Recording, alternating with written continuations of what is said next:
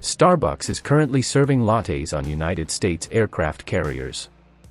This is not a knockoff coffee station, same Starbucks menu, same barista's training, same everything. And that's just the beginning. Below deck on America's aircraft carriers is a fully operational shopping mall with everything to support a crew of thousands for months at sea. There are snack shops, barbers, laundry rooms, and shelves stocked with everything from razors to Navy merch. How does America's floating fortress have its own mall? And how does the Navy fit all this on a warship? Today, we're diving inside these floating fortresses to see how they make life at sea feel almost normal.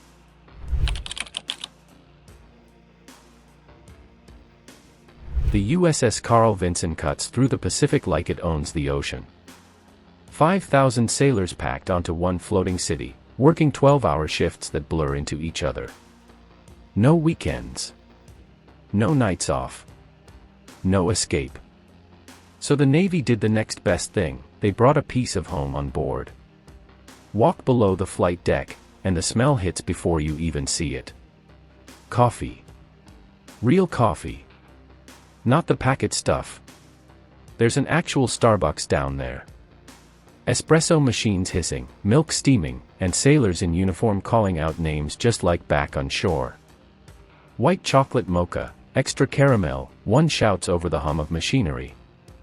But here's the wild part, these baristas are sailors with a specific job, Navy culinary specialists or retail services specialists.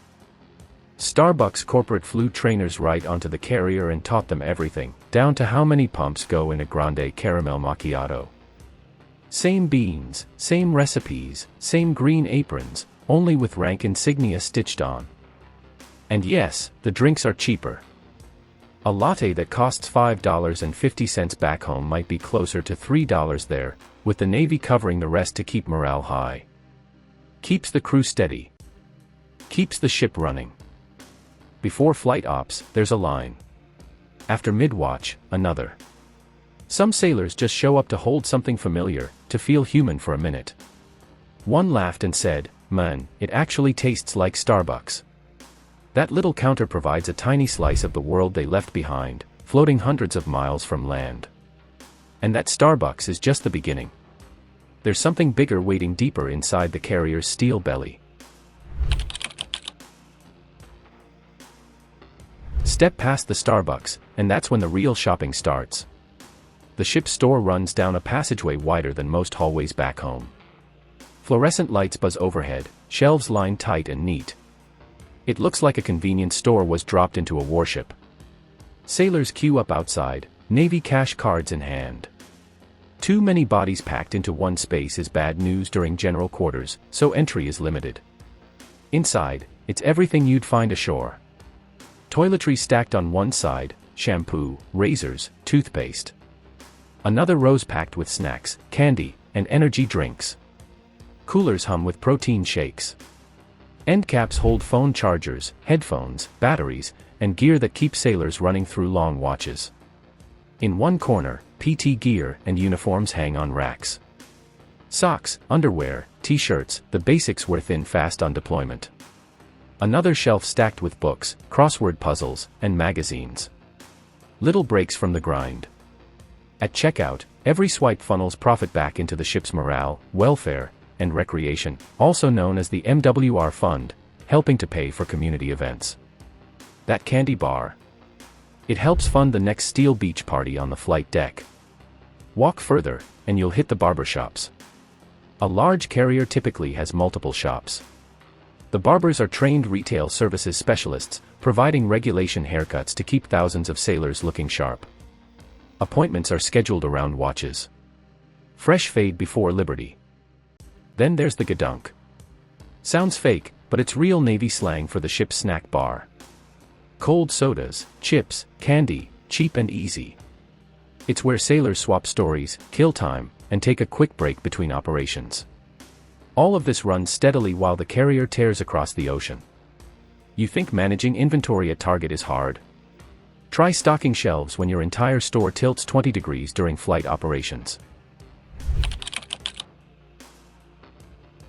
The retail setups are solid, but the dining operations are on another level. On the USS Harry S. Truman, approximately 80 to 100 full-time cooks run the galley. These aren't your average kitchen hands, they're Navy culinary specialists, trained for industrial-scale food service. They push out more than 18,000 meals a day. Every single day. That's more volume than most big-name restaurant chains handle during rush hour. In just 24 hours, the Truman burns through 1,600 pounds of chicken, 160 gallons of milk, 30 cases of cereal, and 350 pounds of lettuce. On another carrier, the USS George H. W. Bush, the daily food bill hits 45 to 65 grand. That's nearly $2 million a month, just groceries. Step into the mess decks, and it feels like a cafeteria on overdrive. Giant stainless prep tables. Walk-in fridges big enough to park a Humvee. Multiple serving lines running non-stop. The USS Carl Vinson's mess halls seat 800 to 1,000 sailors at once, but there's still a line during peak hours, breakfast before watch, lunch during shift change, dinner after flight ops. The galley runs like an assembly line. Tray up, move fast, protein, starch, veggies, dessert, slide out. Timing's everything. Feed thousands before the next watch rotation. Menus rotate to fight food fatigue, Taco Tuesdays, Pizza Fridays, and steak on special nights. It's not fancy, but it keeps morale alive. Some carriers still have separate messes for chiefs and officers, same chaos, just nicer plates. And here's the crazy part, all this cooking happens while the ship's moving, sometimes rocking hard enough to rattle the ovens. One chef called it, running a 5-star kitchen inside a washing machine. The galleys never sleep. Neither does hunger. And that's why the Navy keeps those stoves lit, because a fed crew is a ready crew. But we're just getting started on how deep this floating city goes.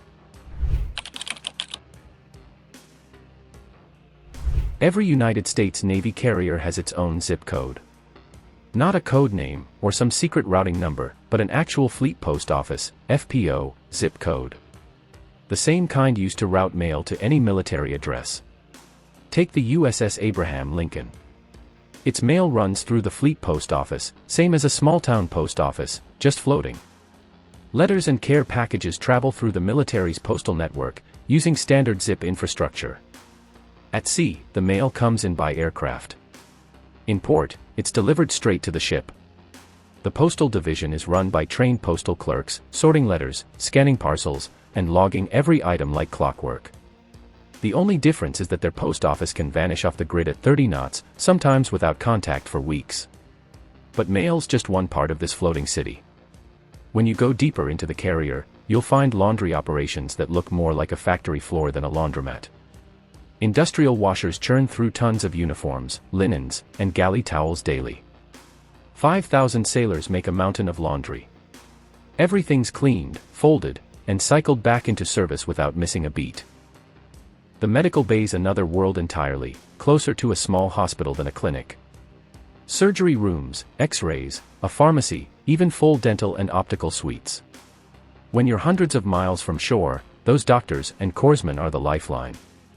There's a gym packed with free weights, treadmills, and bikes.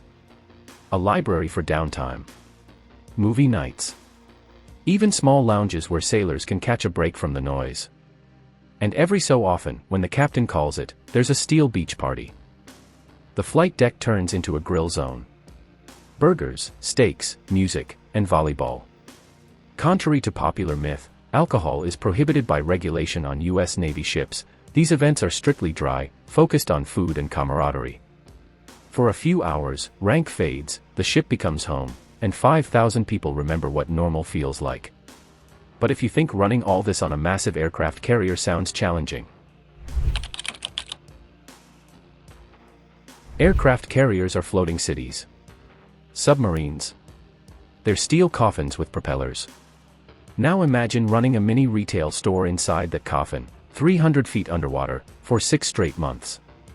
On a Virginia-class attack submarine, the ship's store barely takes up 6 by 8 feet of space. That's smaller than most closets back home. Yet that tiny room stocks everything 130 sailors need for half a year beneath the ocean: razors, toothpaste, snacks, batteries, magazines, and little comforts from the surface world. Retail services specialist petty officer calls her workspace organized chaos with a side of impossible. Every inch has a double purpose. The cash register is also her writing desk. The storage bins double as seats. The inventory room shares space with emergency breathing gear. The store never closes. The petty officer works around the clock, 24 hours a day, 7 days a week, serving sailors coming off 18-hour watches, homesick and craving something normal. And all this happens while the boat moves at 25 knots underwater. When the sub makes a sharp dive, candy bars and shampoo bottles go airborne. During one emergency dive, the cash drawer slammed shut, items flew everywhere, and sailors grabbed handholds to stay upright. Minutes later, the office had the place reset and was ringing up snacks again. Just another day at sea. On the USS Michigan, retail services specialist first class, another petty officer handles inventory like a chess match. Before deployment, the officer will have to predict exactly what 155 sailors will need for 6 months, how many razors, how much coffee, how many stress snacks. Everything's stored in multiple compartments, toothpaste might be stashed in 7 different spots. No computers. Just waterproof logbooks, memory, and instinct. Customer service occurs between torpedo crews and maintenance personnel. Sometimes the officer whispers so the boat stays stealth. Resupply. Every item must fit through a single hatch. 247 product types, 3,000 items, all logged, inspected, and stowed before departure. Even in emergencies, the store stays open. During red light operations, this petty officer works in near darkness, grabbing items from memory. Down there, a candy bar isn't just sugar, it's sanity. Sailors shop to stay grounded. Early on, they buy basics. Midway, they hunt for comfort. Near the end, they stockpile favorites, small pieces of home waiting for daylight. And somehow, this all happens while dodging torpedo tubes at 300 feet depth. How? These stores and services aren't luxuries, they're mission-critical morale assets. Take the USS Ohio.